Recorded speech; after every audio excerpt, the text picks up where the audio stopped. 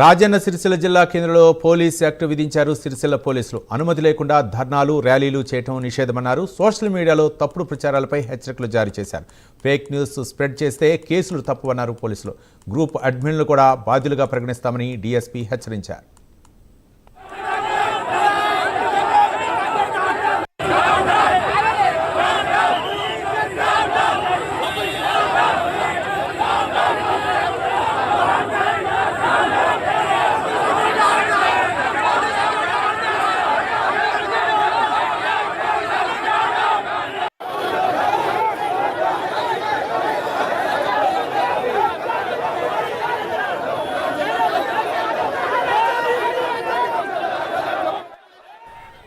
ఇక police act పెట్టడానికి ముందు సిరిసిల్ల నేతన్న చౌరస్తా రాజకీయ రణరంగంగా మారింది. బీజేపీ బీఆర్ఎస్ శ్రేణులు పోటాపోటీగా ఆందోళనకు దిగడంతో పాత బస్టాండ్ ప్రాంతం మొత్తం నినాదాలతో దద్దరిల్లిపోయింది.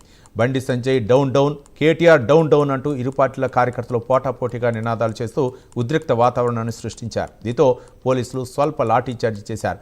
నేతన్న చౌరస్తా పరిసర ప్రాంతాల్లో భారీ పోలీసు బందోబస్తు కొనసాగుతుంది. జిల్లాలో మే 31 వరకు పోలీస్ యాక్ట్ అమల్లో ఉంటుందని సిరిసిల్ల పోలీసులు తెలిపారు.